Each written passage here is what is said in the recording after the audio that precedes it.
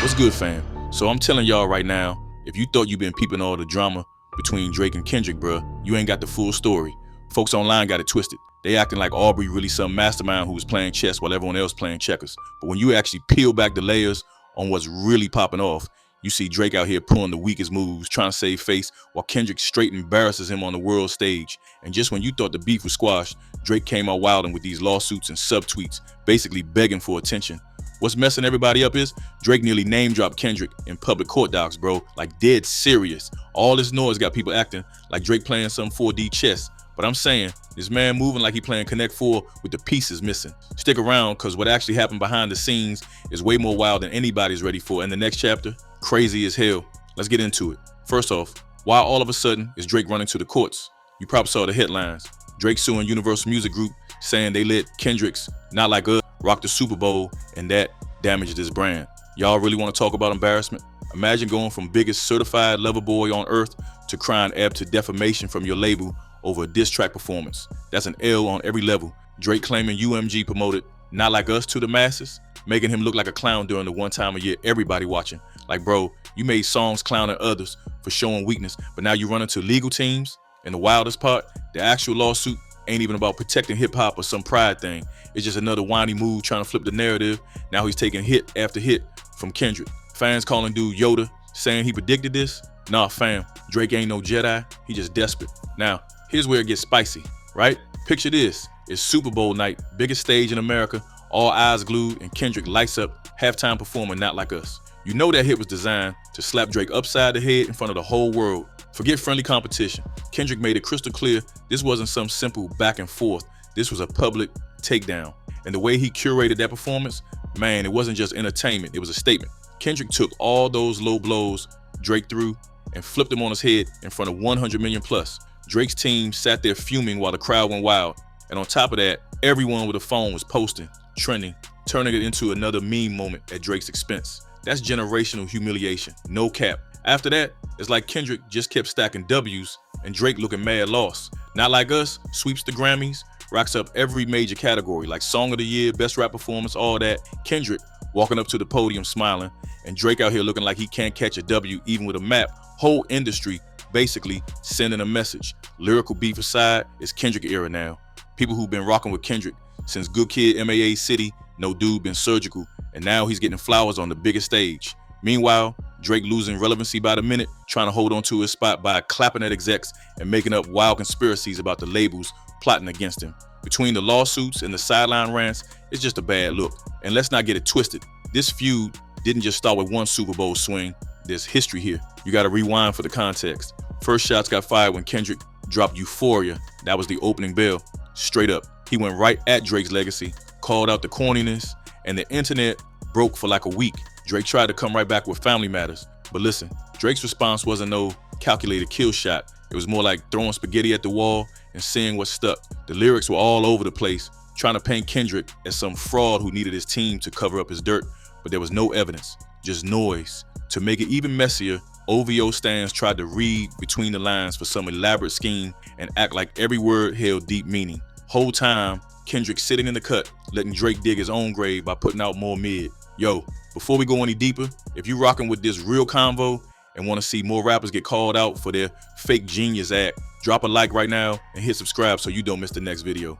For real, all the support keeps this movement going, and I got way more receipts cooked up for y'all. Alright, so getting back to the beef, when the dust started settling, Drake got even more bold, dropping the Hot Pot 6. The problem is, dude thought he was flipping the script, but really he just played himself harder. He started going wild with the accusations, spreading these messy stories that Kendrick got people protecting him, some vague LLC called Nowhere to Hide, talking about supposed schemes and other unproven dirt. And Drake's fans started wilding, building these bizarre theories that everything was connected, that the labels, the bots, Kendrick's whole team had been gunning for him, and that somehow Drake saw it all coming. If you believe that, you believe in cartoon logic.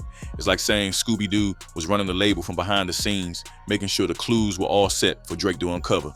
None of it tracks with reality, fam. Here's the dumbest part. Drake and his people actually want you to think he is letting this all happen to him on purpose.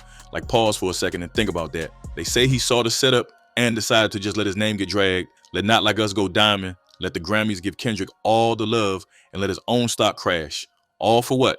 So he could roll out some Whack Track 6 cover-up later and claim he predicted it, if all that was the genius plan, then it's straight up the worst plan in rap history.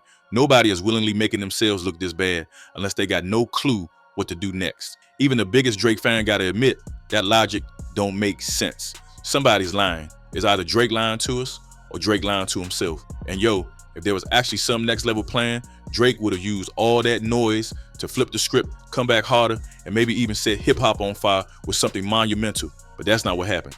What happened was he went the corniest route imaginable, liking posts, hiding behind vague lyrics, never saying Kendrick's name while sending shots at everybody but the actual target. Like, why all these smoke signals? If you the big dog, why all the bait if you're not trying to really see Kendrick on the mic? Drake want to sneak diss and play villain, but he's scared to call out Kendrick directly. It's like he borrowing his whole villain arc from an unfinished Marvel script, just bad writing, no real threat. But wait till you hear what went down right after all that, cause the story gets even wilder and more embarrassing. The next moves Drake made, it's like he forgot what made him hot to begin with. Right after all that chaos, Drake ain't make no chess move. Dude basically doubled down on doing the most sideways, corny shit. Bro started hyping up his strategies like he's some evil genius, all mysterious, trying to convince folks he had some bigger play in motion. But let's not lie to ourselves. If there was actually a grand plan, why does he look more lost with every step? Soon as Kendrick smoked him on a global stage, Drake went from top boy to moving like a certified hater, not a certified lover. Instead of stepping up, Drake reacted like he got his whole game ran by a middle school debate club. He was out here lurking the blogs, liking the weirdest fan theory posts, and basically giving a platform to all this made up mess about bots, conspiracy labels, and shadowy business with that nowhere to hide line. Suddenly, folks who never cared about LLCs want to act like Drake out here dropping business bars instead of just reaching for straws. Stop it. What's extra sad is how his hardcore fans, the OVO diehards, keep trying to connect invisible dots. Like the second Kendrick dropped Not Like Us and the world caught on, the timeline filled up with people saying, Drake predicted this, he's pulling strings, he's sacrificing his own clout for a bigger reveal. Fam, that's loser logic. You telling me Drake, who been obsessed with controlling perception, is just sitting back taking these L's for fun? Alright, bro. If this was your favorite friend getting cooked online, would you still say it's all part of the master plan? Nah, you tell him to log off for a year and come back humble. But here's the thing that makes this next level embarrassing. Drake's still refusing to actually say Kendrick's name. Now he got this whole villain role like some budget cartoon baddie trying to manipulate things from the shadows. He'll subtweet, he'll hit the boogeyman lines, he'll throw vague shade on Red Button and Stories for My Brother off Scary Hours 3, but still never just step up and say it direct. Fam, you that pressed, but can't even mention the man who cooked you? That's how you know Kendrick left him shook. No wonder every time Kendrick's name trends, Drake's account goes suspiciously quiet, or worse, goes fishing for sympathy. You can't front in this game and not stand on it. It don't work that way in the rap world. Yo, take a second, cause I know I'm going hard, but let's get real. Drake's whole narrative fell apart, not cause of some industry setup, but cause he did the most the moment pressure hit. All these stories he weaves, all that diss slap where he talks like he's above it, it's just smoke for folks who want to believe more than what's happening. If Drake really stayed ready, he would have used the backlash, the Super Bowl humiliation, the Grammy shutout, and bounced back with some game changer. Maybe own the L, maybe win a Kendrick with the same direct energy. But nah, Drake too busy trying to gaslight his own audience, acting like he the victim and hoping everyone's short on memory. Sad part is the only thing that stuck is how badly he fumbled, and that's the legacy he got for this past year. It's wild, cause look, Kendrick don't even pay this dude no mind half the time. Even after Family Matters, even after the Hard Part 6, Kendrick rarely says anything. He let the bars and the music do the talking, and that's how you stack legendary status. Meanwhile, Drake out here posting quotes about being misunderstood, making public appearances looking like someone's baby mama, fresh out of reality show fight. It's desperate. Like, you the biggest name in hip-hop 10 years ago. Now you moving like you can't get your name trending unless Kendrick clowns you in public. Now let's talk solutions for a sec, cause I ain't just here to roast. If Drake really wanted to fix his rep, he gotta quit with the court cases and mystery man bars. Next time, just be straight. Own up, say Kendrick's name, drop a banger that actually snaps. Bring the focus back to the music, not the nonsense. Square up in the booth, not the boardroom. He already lost the cool factor, showing this much weakness, but redemption's still a thing in hip-hop if you move right. Take the L, learn from it, get hungry again. Otherwise, it's sideline memes until retirement.